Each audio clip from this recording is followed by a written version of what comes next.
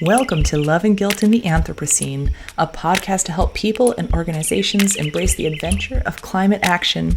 We are envisioning a world where sustainability comes naturally.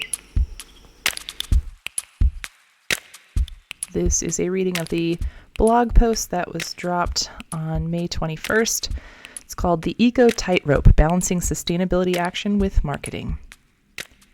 Recently, an infographic on greenwashing terms popped up in my LinkedIn feed. It detailed 5 new subcategories of greenwashing with fancy names like green rinsing and green crowding, and at the bottom it introduced something else, green hushing. This is where a company chooses to underreport or hide their sustainability and ESG credentials from public view for fear of being accused of greenwashing. I get it. Why risk public outcry or even the appearance of scandal when you could just quietly go about your business? I have seen this with some of my consulting customers, where they had plenty of documentation on the energy consumption and relative greenness of their products, but the information was not publicly accessible. If a customer wanted to see it, they'd have to explicitly ask a sales rep about it. When questioned about this, my client responded with a twofold answer. 1, they were afraid of how competitors would use the information, and 2, their legal teams were concerned about whether the information would be correct forever. Things change, even how the industry makes some of the energy consumption estimates for these devices. What if people misunderstood the information? It's scary. When information is out there in the world, you have very little control over how people will interpret it or use it. But we have to move beyond protecting our market share. With a non-functioning planet, there won't be much of a market to compete for. As for marketing, it's a tough issue too.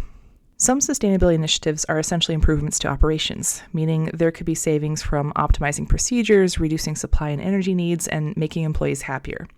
Those don't need to be marketed to be beneficial to businesses. But as sustainability, greenness, and other initiatives become important to mainstream consumers, many businesses want to differentiate themselves or their products based on their environmental or social performance.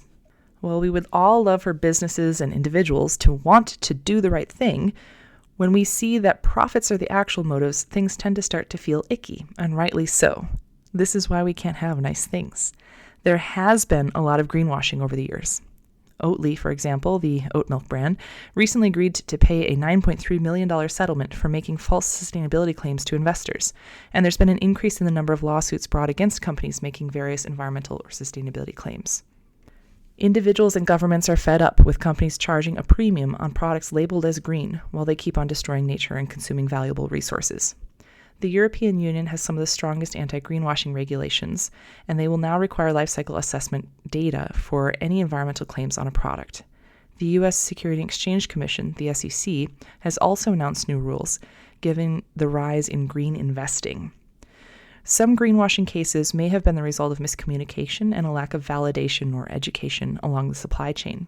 Other times, though, these were blatant tactics to hide the truth from shareholders or consumers in order to squeeze more money out of an extractive system. Accountability is key, and that requires transparency.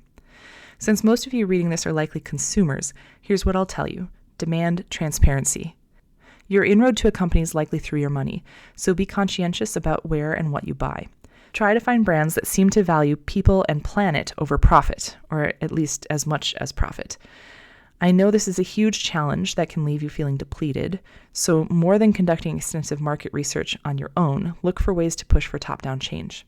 Tell your elected representatives to continue working on legislation that requires companies to be more transparent.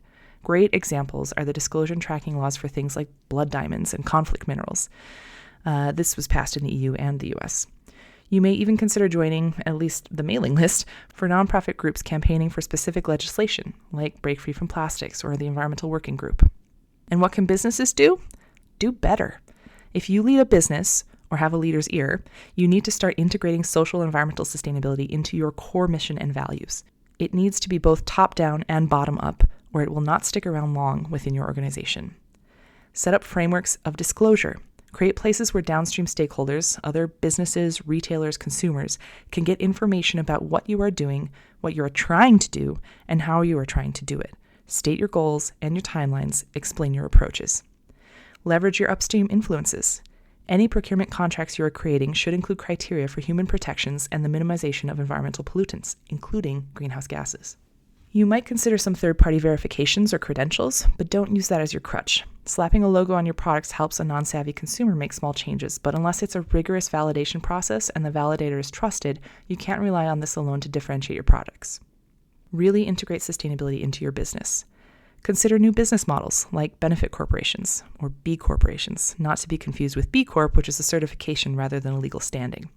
Offered in some U.S. states, B corporations are a way to form your company where your shareholders are broader than just those with a direct financial stake in your company. Essentially, this designation lets you legally prioritize the environment over profits. Once sustainability is prioritized through mission, vision, or legal standing, each and every employee should have some functional knowledge of the environmental and labor issues your company could fall abreast of. For employees that have some major sway in shaping your environmental footprint, like research and development teams, in-depth training should be offered. Every element of your business should be assessed for how it can better align with your sustainability goals. Don't lobby against legislation that can help your industry do better. I've known a few hospitals who like to advertise their sustainability commitments, but will turn around and lobby heavily to be exempted from local and state decarbonization or waste reduction campaigns. Assess how you invest your money. Does it align with your overarching sustainability goals? Sustainability has a marketing problem, but it's not clear using sustainability for your marketing is going to fix things. I've always been a little uncomfortable when I get on the mailing list for a sustainable clothing brand and they constantly spam me with sales ads. That doesn't seem to align well with true sustainability messaging. Most of all, don't chicken out. Don't overstate what you have done or can do, but do be bold in putting it out there. Will competitors get a hold of that data? Yes. Awesome. They should, because everyone needs to do better. Will consumers misinterpret or misunderstand what you've done? Yeah, people are kind of dumb. Well, they're busy and tired, etc. So it's not necessarily their fault. Hold consistent with your messaging, especially around your overarching goals. That may help reduce the confusion and build your reputation as an honest company or a company who is honestly trying. Conversations are still extremely crucial in the fight against climate change. I am shocked by the number of NIH grant reviewers who have poo-pooed my healthcare research proposals because 5% of global GHG emissions just isn't that much. For one industry, 5% of global emissions is a lot, but these very smart MD, PhD types don't know it. So we have to keep up the messaging until real change happens. That includes messages from major companies. I was really proud of one of my consulting clients, Philips.